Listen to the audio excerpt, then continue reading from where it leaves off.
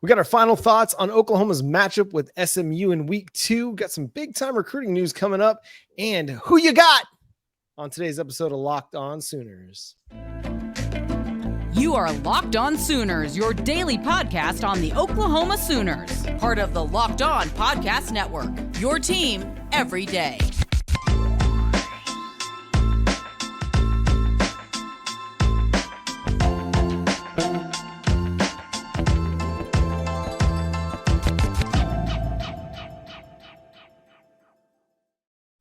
What's up, Sooner Nation? Welcome to Locked On Sooners. Today's episode is brought to you by Game Time. Download Game Time in your app store. Use promo code Locked On College for $20 off your first purchase at Game Time. My name is John Williams. You can follow me on Twitter at John9Williams. My buddy here is Josh Helmer. You can follow him on Twitter at JoshOnRef. You can also hear him Monday through Friday on the KREF Sports app. Josh, we've got a football game coming in 36 hours from when this episode publishes. Week 2 is upon us. How you feeling? Sooners, Mustangs. Feel like Oklahoma should go out and do similar things to what we saw in week 1. So generically, feel good about Oklahoma going into this game. I think a couple of the items that I'm watching, let's just start here. Dylan Gabriel, go be sharp again. Yeah, you need Dylan Gabriel to go and be an efficient quarterback just like he was. You know, I think with an improved defense, you don't need him to go out there and make big plays every time he steps out on the field. He doesn't have to go for the home run every time out there. He can afford to take the 5-yard completion. He can afford to take the 3-yard completion. He can afford to throw it away, live to fight another day. This offense is going to be very, very efficient, and it's going to be explosive when it has the opportunities to do so. For me, I want to see the running game not just rack up a ton of yards, but get extra yards after contact. And I know, like, okay, they ran for 220 yards last week. Even if you take away the quarterback run game, they still ran for a healthy amount of yards as a running back group. But what they didn't do super effectively was run after contact. Last year, Eric Gray averaged like 3.5 yards after contact. That's impressive. Good running backs are going to get the yardage that an offensive line provides for them. It's what are they going to do after the blocking is not there anymore? Are they going to be able to make guys miss? Are they going to be able to, break a tackle and pick up extra yards? Now, we saw them pick up some dirty yards on Saturday against Arkansas State, but when there's opportunities to find extra space and extra yards after contact, I want to see this team do that. Only one running back averaged more than 3 yards after contact per carry on Saturday against Arkansas State. That was Caleb Hicks. So I want to see this group, whether it's Tawi Walker or Marcus Major or Javante Barnes or Gavin Sawchuk or Dalen Smothers or Caleb Hicks, whoever is getting the ball, I want to see him be a little bit more elusive and create more yards for themselves. Yeah, Tawi Walker's certainly got the frame to be bouncing off a couple of guys. Marcus Major, too, and really, I guess, probably all of these guys to some degree, but definitely Tawi Walker. He's just got that bowling ball about him. But, for me, when I think of the running game, it's, okay, let's get these guys a little bit more to the next level before that contact happens. Hey, I'm all about it. Let's see some yak from the running backs, but let's have that get to the second level and increase some things a little bit more than maybe Oklahoma did. More than Oklahoma did in week 1. Wide receivers, somebody ready to step up to the plate and show me that you're the number one guy. Calling anybody. I mean, there's a number of different guys that could do that. You know how I feel about what we saw early on from Andrell Anthony, but hey, it's open for business for a lot of guys, right? So I think that continues to develop this week, and I'm curious to watch how it plays out. Yeah, everybody seemed to take advantage of their opportunities to make a play last week.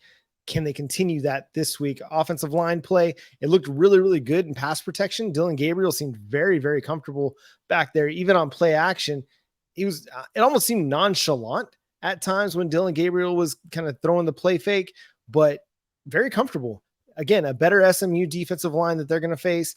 Can the offensive line continue to provide good protection, give him comfortable pockets to throw from? And if they do, it's going to be an efficient game all across the board. Austin Stogner, it's time to see you return to Oklahoma. Now, played last week, was an effective blocker in the running game, but what are you here for, Austin Stogner? Catch the ball. Now, they might have had a a game plan not to feature Stogner in week 1, kind of keep him under the radar a little bit, even though it's going to be hard to hide him under the radar from any evaluating coach. But this week, we'll probably see Austin Stogner, Jaleel Farouk get a few more targets in the passing game. As we shift to the defensive side of the football for Oklahoma, hope to see a little bit of R. Mason Thomas. That would be nice. I mean, sounds like for Oklahoma that he could have gone if need be, but they went the precautionary route, which makes sense versus Arkansas State. So just very generically hope to see him and see him getting up to speed, because as we move beyond SMU Tulsa and get into Big 12 play, really want someone that I think, John, can be on this team, one of its best edge guys, one of its best pass rushers. I want to see him acclimating and getting up to speed. So that's a little bit on the injury front. And then probably bigger picture beyond that, all of those guys, right? That's been a sticking point. That's been a talking point coming out of last week, that Oklahoma, was it the fact that Arkansas State went max protect? I mean, what all was it that led to Oklahoma maybe not getting home the way that Sooner fans want to see Oklahoma get home? So I would just say across the board, edge guys, defensive tackles, yeah, get home. Go get after Preston Stone. Yeah, I don't think SMU is going to be using a lot of 7-8 man protections. They're going to be trying to get their skill talent out in space and then let Preston Stone try to go to work. Again, talented 4-star quarterback that SMU was able to get, had offers from Alabama and some other big time schools along the way. So if you really believe that Preston Stone's your guy, you're going to get receivers like Jordan Hudson out in routes and let him make some plays. The defensive backfield, they got to come up big yet again. Can they shore up some of those maybe blown coverages, some of those areas in zone where they were letting some of the Arkansas State receivers, tight ends, get some open space just to drop the football? Can they shore some of that up, be a little bit tighter in their zone, be a little bit tighter in their man coverage? And I think the linebackers, again, are going to have a big week against a couple pretty good running backs and a good tight end. Everybody across the board in the defensive back 7, if you want to call it that, is going to have to be really, really sound. And they're going to have to come out and make some plays. SMU is going to make plays. They're not going to give away plays. So you as a back 7 are going to have to go and make plays on the football. You're going to have to go and deflect passes, create interceptions, create turnovers, do what you have to do to make the play. Don't let the play be made against you. Go out there and make the play. Jordan Hudson, somebody that once upon a time Oklahoma was in on in his recruitment, 4-star signee. I'm looking at 24/7 Sports and had a bunch of interest from big time programs, Alabama, Arkansas. Obviously he's at SMU now, but signed with TCU and then of course has transferred. This is a talented receiver that Oklahoma will see. It's the first big time receiver that they're going to see this season. So just individually, that matchup, whether it's Woody Washington or if it's Gentry Williams in some spots or, safety help over the top here and there, I'm just curious to see what that looks like for Oklahoma defending him individually. So just when you're thinking final thoughts about this matchup, or, hey, however you want to phrase it, what are you watching in this game? That's going to be one of the things I'm watching, John. How well does Oklahoma defend him? Yeah, the other guy is RJ Maryland, a big-time tight end prospect, a guy who caught 5 passes, 64 yards, and a touchdown last week against Louisiana Tech, potentially one of the best tight ends in the country. That's going to be a big-time matchup for a guy like Justin Harrington, who has the length, has the size, has the athleticism to play with athletic tight ends. Can he go and be a stopper this week? That's going to be something that I'm going to have on my radar as well. Well, we have some recruiting nuggets. It's another important date is upon us for Oklahoma this weekend, and it looks like there's some other good news out there as well. We'll tell you about that, and then we get to talk about some other football games out there that probably you guys are all interested in as well. But I'm here to tell you about Nutrafol, my favorite new shampoo. You see my luscious locks, and how do we keep the luscious locks? We use Nutrafol, baby. This is root care to its finest. It gets in there and it shampoos nicely, shall I say. You don't have to choose, ladies and gents, between better hair growth and your health. Nutrafol provides a whole body health approach for men that provides healthier hair. No drugs, no compromises, just better hair. Nutrafol is the #1 dermatologist recommended hair growth supplement, clinically shown to improve your hair growth, visible thickness, and visible scalp coverage. And again, they've got more than just products that are going to help you keep your hair. They've got just your shampoos and conditioners, right? It's important to have some nice hygiene, and this shampoo really does smell very, very good. So take the first step to visibly thicker, healthier hair. For a limited time, Nutrafol offering our listeners $10 off your first month subscription and free shipping when you go to Nutrafol.com/men and enter their promo code LOCKEDONCollege. Well, it's always fun, isn't it, when a big decision is coming down the pipeline, and we think we're getting good news, right, on Nigel Smith this weekend? That's right. And just like every recruiting segment and episode here on the Locked On Network, this segment is brought to you by LinkedIn Jobs. Go to linkedin.com/lockedoncollege. Post your job for free at linkedin.com/lockedoncollege. Yeah, big time announcement happening on Friday evening in Melissa, Texas, as Nigel Smith gets ready to lace him up for his senior season. He's going to be making his decision, and by all accounts, it's Oklahoma. You don't see any drama. You don't see any other schools being touted right now. It looks very much like the Oklahoma Sooners. Now you got to get the commitment. You got to keep recruiting, but this seems to be the Jackson Arnold recruitment almost of this recruiting cycle, the one that's been the most low key, low drama, no issues. Oklahoma's been pretty much the favorite throughout, and looks like they're going to be the favorite to land the commitment on Friday night. Kind of a weird twist of fate. His dad was actually a former SMU basketball center in the early 2000s, and lo and behold, his commitment might come down on the weekend that you're about to play SMU. So just a weird little nugget there for everybody out there. But Nigel Smith, obviously he's big, he's long, 6'5", 260, edge type. That's huge, right? To have those big, long arms. He, of course, speaking of his dad, I mean, he's a basketball player too. Nigel is. And so that's nice to have those types of basketball skills that you can parlay into football, especially as somebody that, you're trying to swim move guys and apply some traits that probably cover both sports. But big picture, what this means for Oklahoma, John, if and when we get this commitment, I mean, you're winning out over Ohio State, Penn State, A&M, a bunch of big time programs out there. Obviously Texas as well. A lot of people feel like this has come down to Oklahoma and Texas. And so anytime you win a recruitment over the Horns, that's big time for a top 100 guy.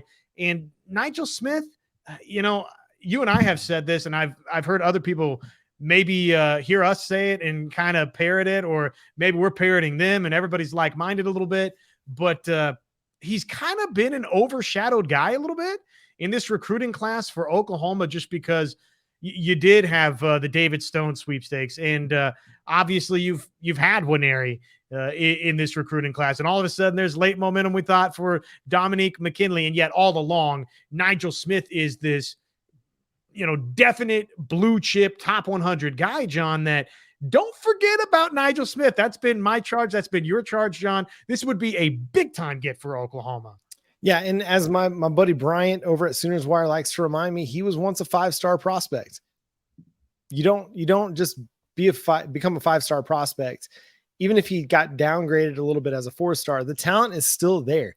It's clear. He's got great lateral agility. He's good on the pass rush. He's got the strength to be effective in the run game as well. He's just a total package, defensive end, defensive line tweener type that you're going to love to add to a recruiting class that is already really, really strong. And then you add a top 100 defensive line prospect in Smith, and it just makes it go to another level, which is crazy. And potentially they're not even done yet. And that brings us to the other guy that we got to talk about, Danny Okoye. The Oklahoma Sooners hosted him during the Arkansas State game, and by all accounts, he absolutely loved his experience. In particular, he shared a story that of the time he spent with Caleb Williams, director of the Soul Mission, and how much that impacted how he's feeling about the Oklahoma Sooners right now. And this is a recruitment for Oklahoma that it last 6 months, or so, and maybe it's less than that, John, you tell me, but this has really been a nice reversal of fortunes, I think, on the recruiting trail for Oklahoma for Okoye. You weren't really on the radar, and then all of a sudden you got on the radar in a hurry, and it sounds like the momentum feels like this is going to wind up going Oklahoma's direction.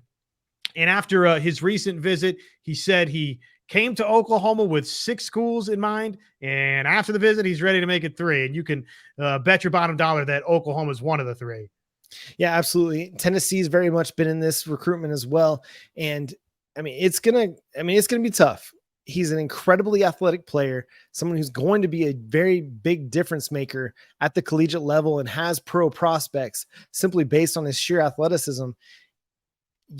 Another one of those, you got to win. If you want to go into the SEC and be competitive in 2024, 2025, 2026, you got to stack defensive linemen together, and you got to stack blue chip players together. And it's looking really, really possible that the Oklahoma Sooners could add 4 or 5 blue chip prospects along their defensive line just in this recruiting cycle, which is incredible to think.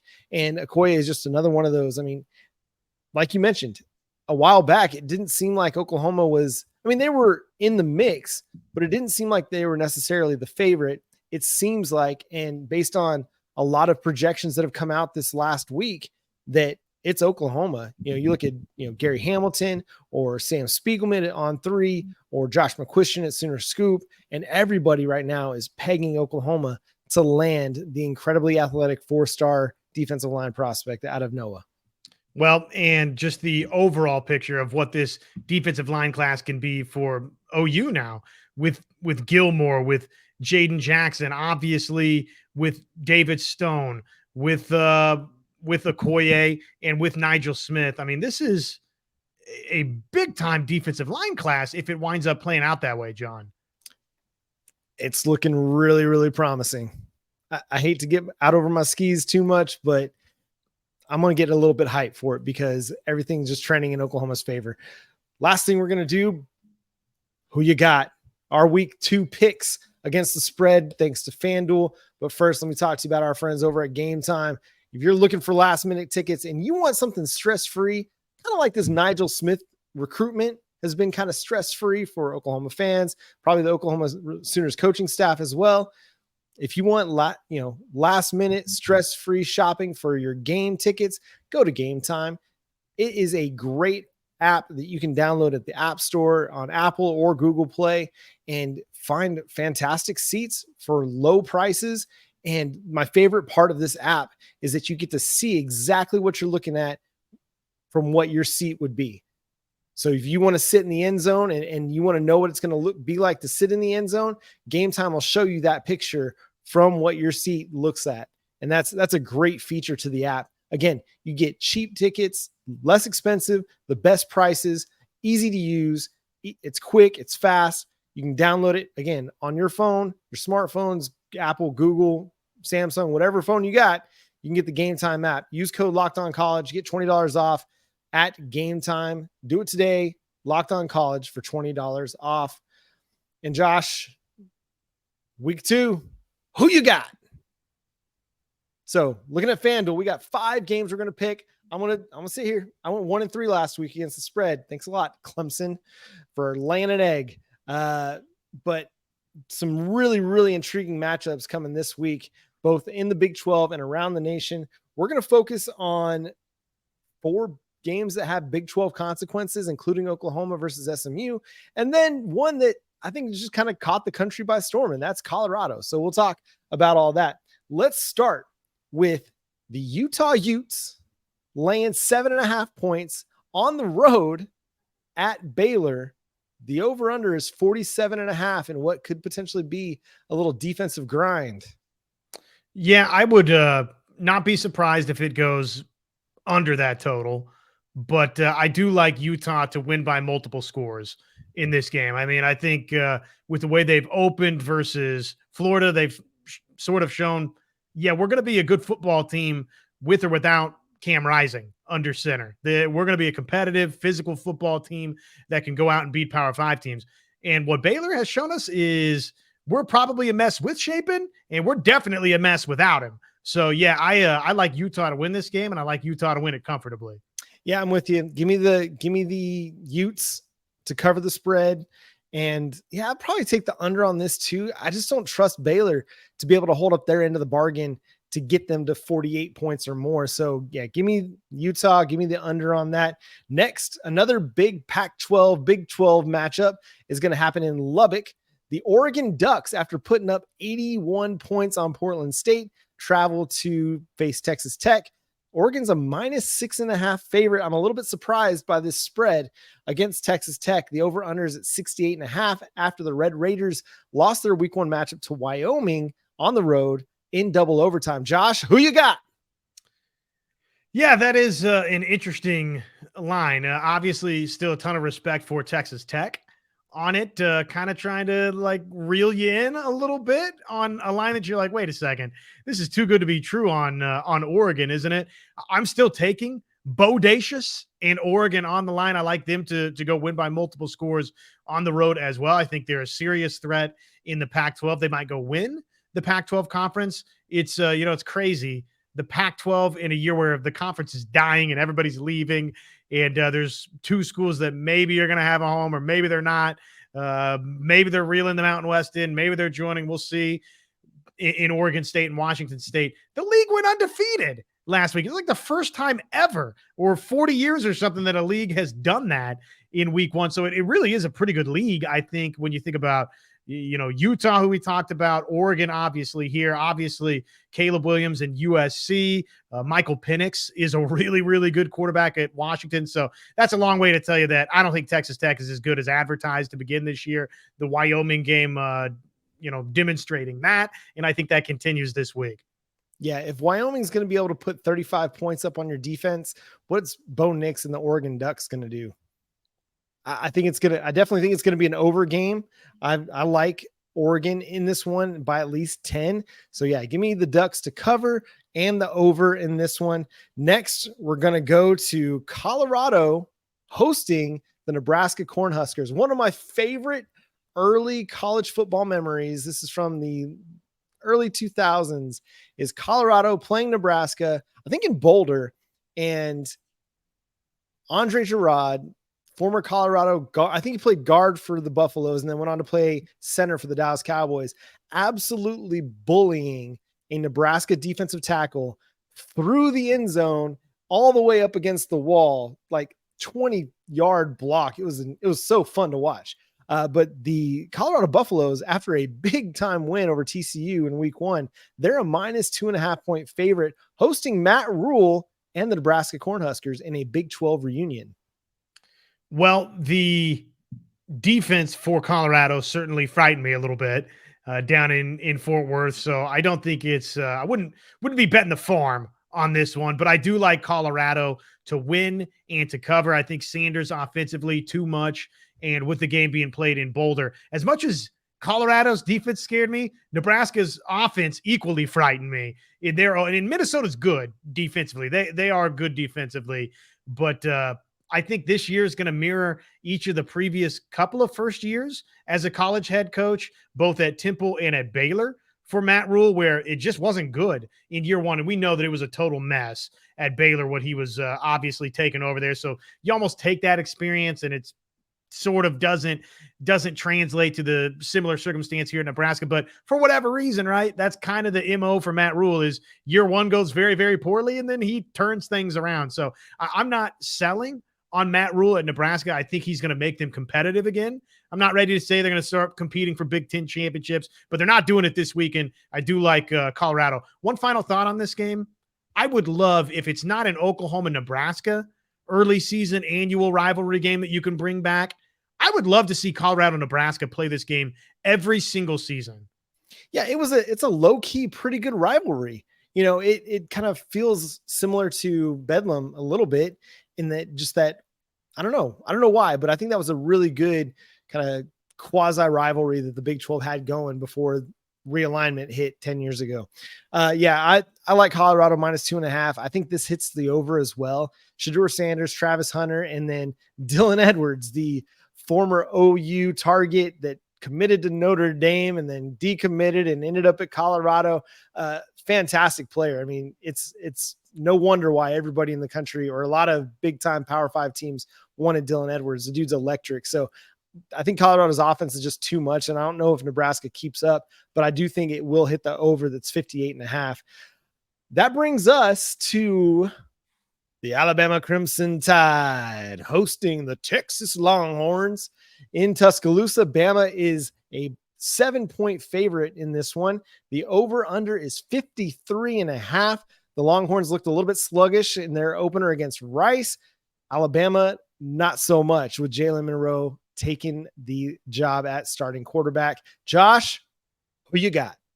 Well, John, I will actually ping pong it back over to you just because I've gotten to bat lead off and lead off and lead off. So I will let you bat lead off at least once in this set of picks here. So who you got, and I'll go second. Roll Tide -7.